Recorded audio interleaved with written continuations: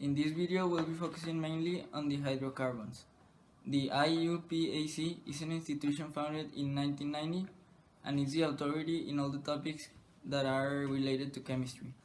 The acronym means International Union of Pure and Applied Chemistry, and is the one that is in charge of determining the name of chemical compounds. The most common types of hydrocarbons are the alkanes, the alkenes, and the alkynes.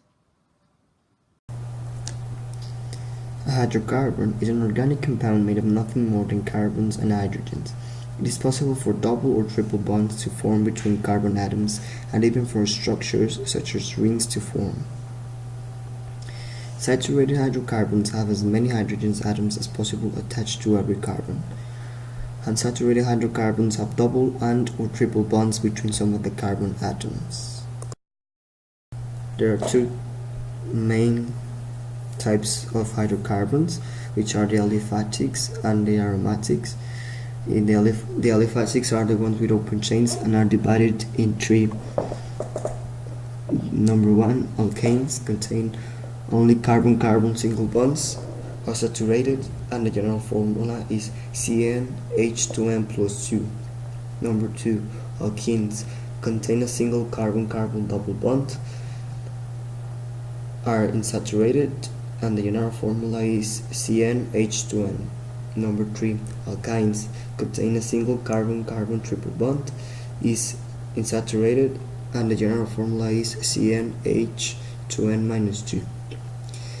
And the aromatics contain benzene rings and their derivatives. More than 92% of the compounds in the world are organic compounds.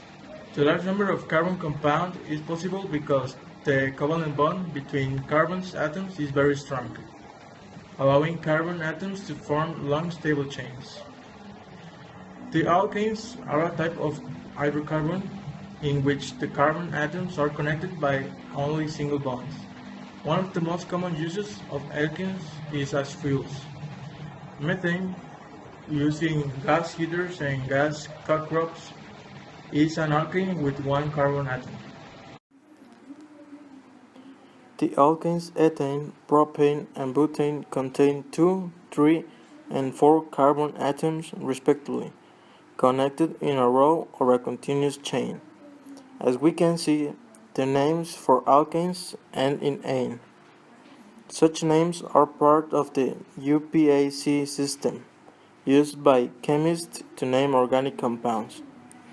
Alkanes with 5 or more carbon atoms in a chain are named using Greek prefixes. Now, the steps for naming the alkanes based on the UPAC system are: Number 1. Find and name the longest continuous carbon chain. Number 2.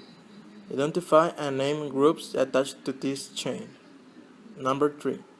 Number the chain consecutively, starting at the end nearest a substituent group. Number 4. Designate the location of each substituent group by an appropriate number and name. And finally, number 5. Assemble the name, listing groups in alphabetical order using the full name.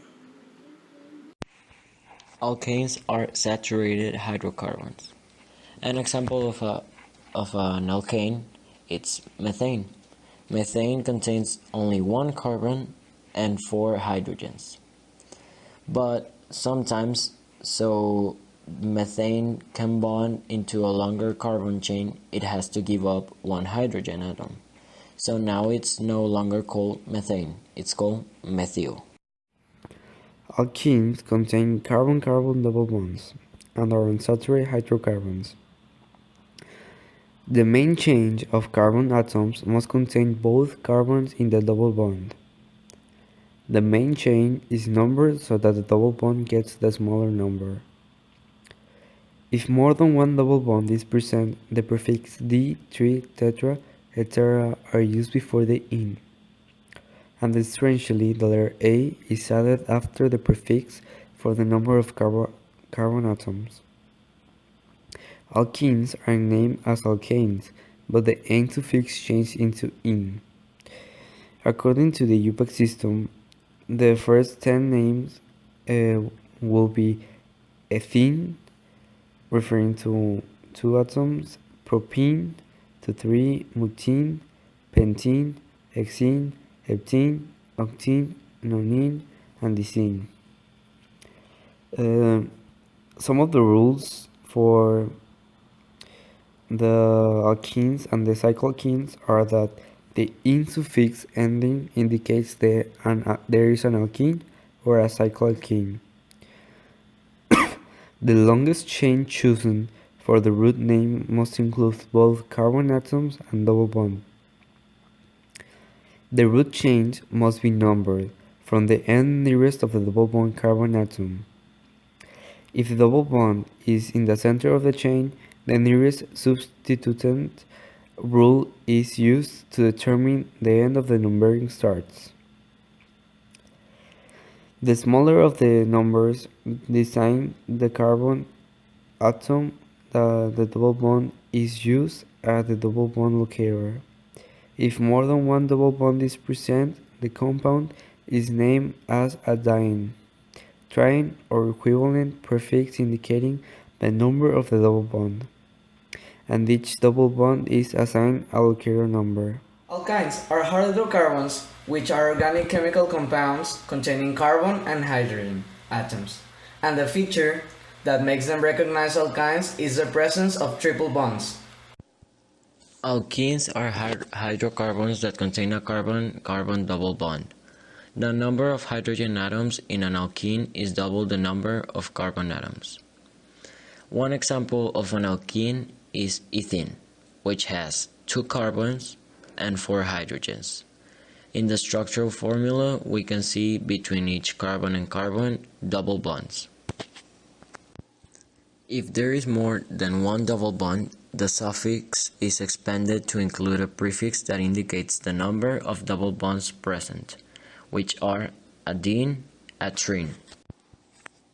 Alkenes have triple bonds, and they are named in a similar way using the suffix "-ine".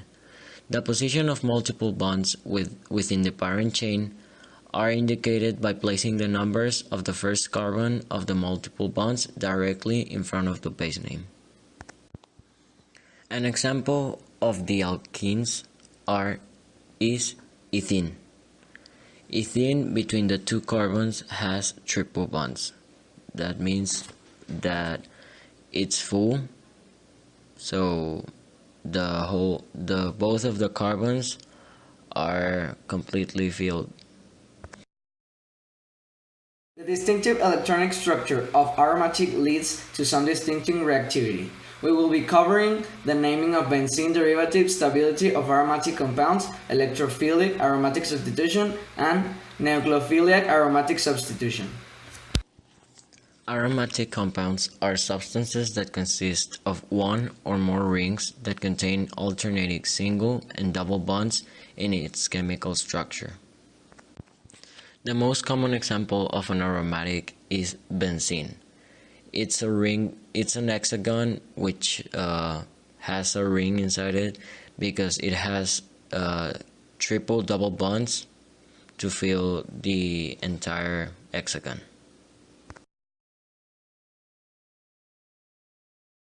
I think this practice is very useful for understanding better the alkene groups, and this gives us a better understanding also in the single, double, and triple bonds. This will help us a lot in our exams and all of that. While doing the research for this video, I realized that it is very important to determine names for the hydrocarbons, because with that little name you can know a lot of information about that hydrocarbon. In my personal reflection, I think that thanks to UPAC, it's easy to name hydrocarbons. In this topic, we're going to talk about hydrocarbons. These are alkanes, alkenes, alkynes, and also aromatics.